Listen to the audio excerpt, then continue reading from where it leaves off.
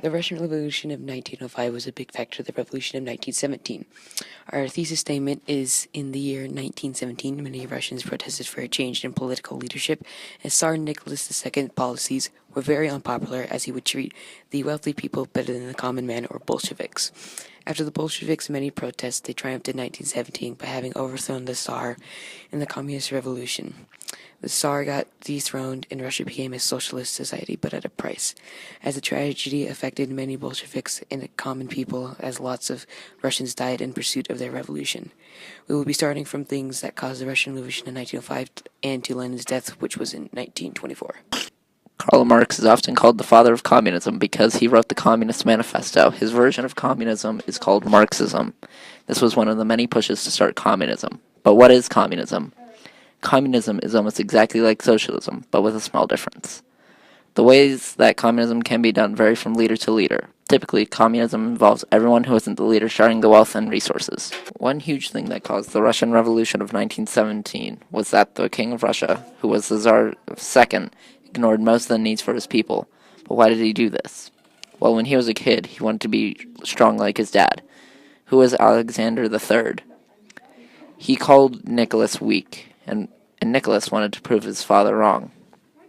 Who were Lenin and the Bolsheviks? Lenin and his Bolsheviks were a group of Marxists who wanted to overthrow Nicholas II and made everyone in Russia equal in all the same social class. So, after almost a year of protest and fighting with Tsar and his government, Lenin and his Bolsheviks were able to overthrow Tsar, and Lenin became the communist dictator, which in turn made Russia fall under a communist rule. What is a communist rule?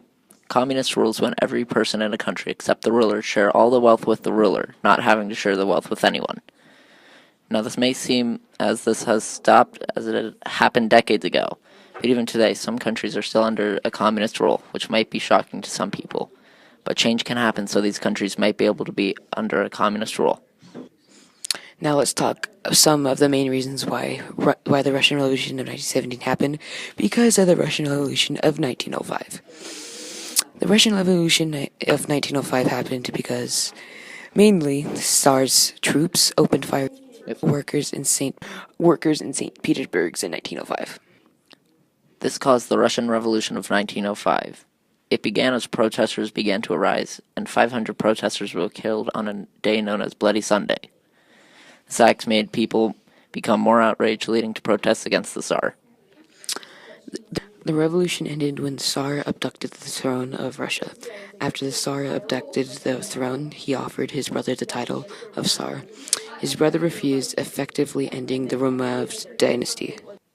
After the Tsar's brother refused the throne, and Vladimir Lenin gained power, Russia was turned into a communist country.